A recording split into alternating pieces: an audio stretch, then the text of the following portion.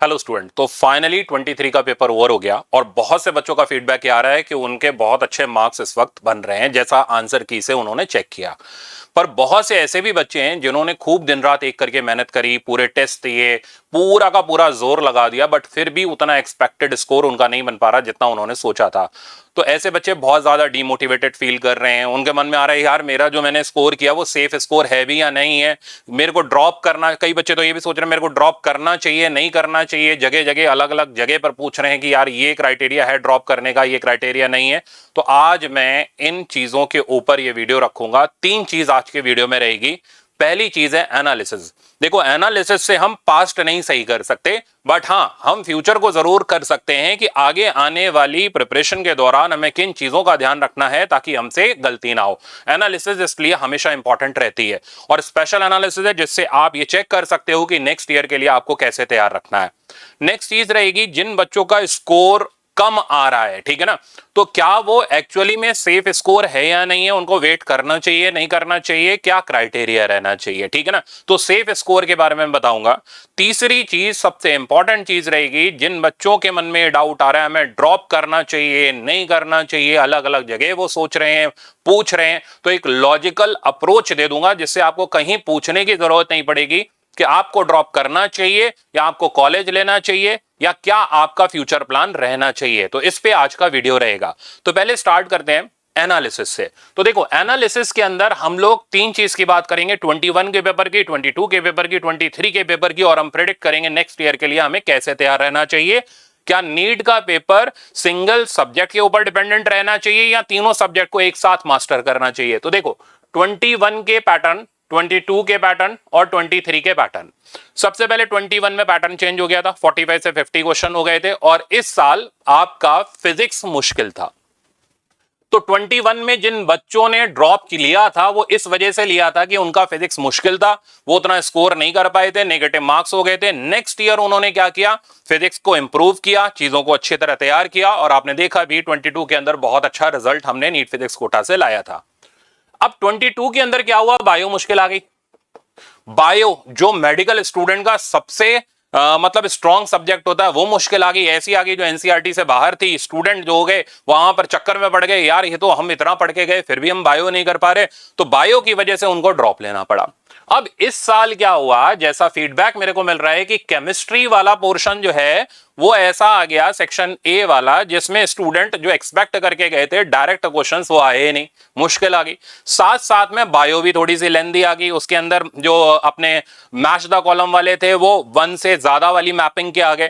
खैर, फिजिक्स के अंदर मैंने आपको ये सारी चीजें करा रखी थी, मोर देन 1 वाले भी बता रखे थे और सारी चीजें हम लोग पहले ही प्री प्लान करते हुए चल रहे थे, बट फिजिक्स इस साल आसान आई थी। तो ओवरऑल समरी ये है कि हमें कभी भी नीट एग्जाम या कोई भी कॉम्पिटिटिव एग्जाम देते वक्त ये वन मैन आर्मी नहीं होता, ये तीनों का कलेक्टिव एफर्ट होता है। फिजिक्स, केमिस्ट्री और बायो तीनों में इक्वली स्ट्रांग रहना चाहिए। हर चीज को उतने ही एफर्ट से करनी चाहिए जितने एफर्ट से हम फिजिक्स कर रहे हैं, जितने एफर्ट से हम केमिस्ट्री कर रहे हैं, जितने एफर्ट से बायो कर रहे हैं। और जो भी स्टूडेंट प्रिपरेशन कर रहा है, ये मैंने पहले भी वीडियो में बोला था, जब मैं लास्ट में आपको बोल रहा था एक दिन पहले नीट के, कि यार तीनों सब्जेक्ट को परफेक्टली मैनेज करके आना। ऐसा नहीं होना चाहिए कि एक सब्जेक्ट के अंदर आपने ज्यादा टाइम दे दिया, अगले सब्जेक्ट्स के लिए आपके पास टाइम नहीं बचा, तो आप उतना स्कोर नहीं कर पाओगे, प्रेशर में आ जाओगे। यही इस साल भी हुआ। तो यही बच्चे, जो बच्चे वीडियो देख रहे हैं, वो ये जिनके नंबर कम रह गए वो इस बात से एग्री भी करेंगे कि बायो में उन्होंने टाइम ले लिया, ठीक है ना, केमिस्ट्री वैसे ही मुश्किल आ गई और जो सबसे आसान सब्जेक्ट था फिजिक्स वाला, वहां तक वो पहुंच ही नहीं पाए।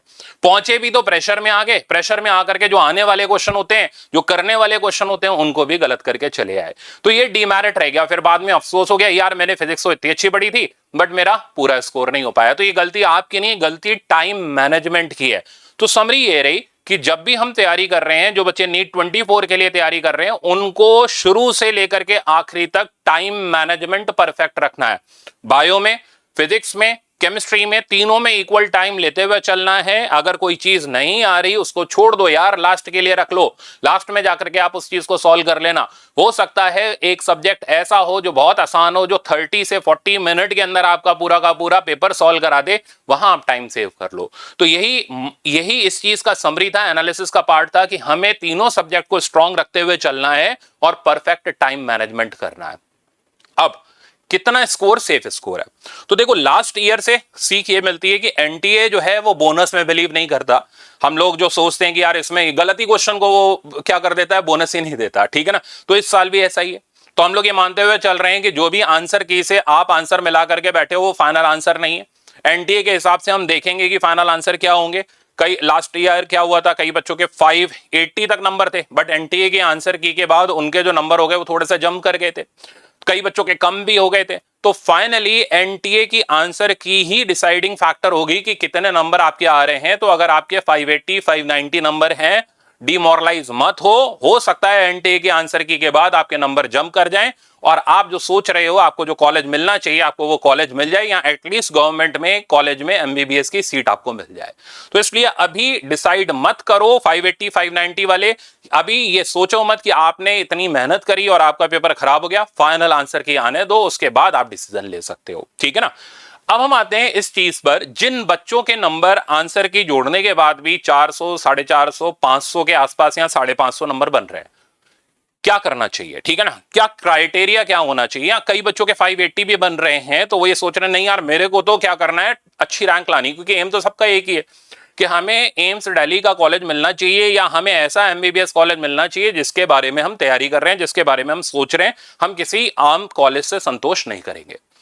तो क्या करना चाहिए, ड्रॉप लेना चाहिए नहीं लेना चाहिए, ठीक है ना। 4 साल हो गए, कई बच्चों को 5 साल भी हो गए, कई बच्चों ने पहली बार पेपर दिया है, कई बच्चों ने 1 साल ड्रॉप लेकर के पेपर दिया। तो फाइनली क्राइटेरिया क्या है।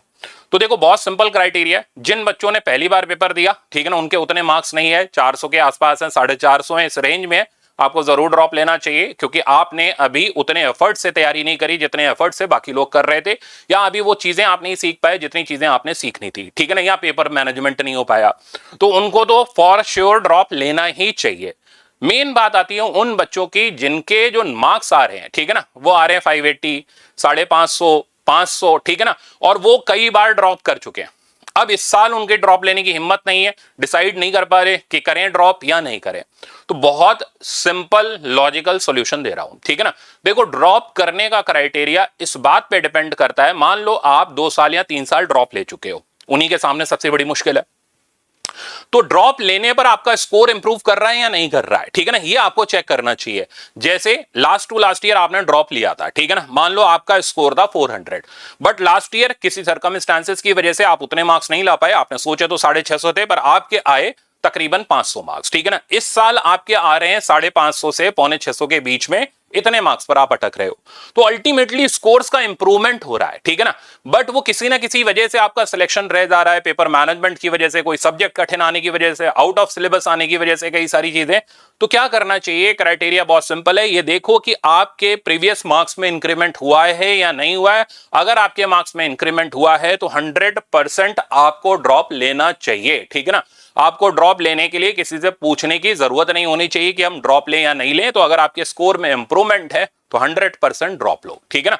बट अगर इंप्रूवमेंट नहीं हो रहा, ठीक है ना, 580 पिछले साल भी थे, 580 इस साल भी आ रहे हैं, ठीक है ना, या 560 पिछले साल भी थे, उससे पिछले साल भी इसी लाइन पर थे, तो यार क्या करना चाहिए, परफेक्ट काउंसलिंग करो। काउंसलिंग करके या तो सेमी प्राइवेट या जिस कॉलेज में आपको एडमिशन मिल रहा है उस स्ट्रीम को आप सिलेक्ट कर लो, अगर आपके स्कोर में इंप्रूवमेंट नहीं हो रहा है तो, ठीक है ना। इमोशनल होकर के करियर खराब करने की जरूरत नहीं है, आगे भी बहुत सारे ऑप्शंस ऐसे मिलेंगे जहां आप इंप्रोवाइज कर सकते हो, लाइफ को और ज्यादा अच्छा कर सकते हो। तो सिंपल सॉल्यूशन मैंने आपको दिया, जिन बच्चों के स्कोर्स में इंप्रूवमेंट हो रहा है 100% आप ड्रॉप करो, चाहे 4th ईयर ड्रॉपर हो चाहे 3rd ईयर हो, कोई फर्क नहीं पड़ रहा, बट इंप्रूवमेंट है तो 100% ड्रॉप करना चाहिए और इस साल आपको नंबर अच्छे लाने चाहिए।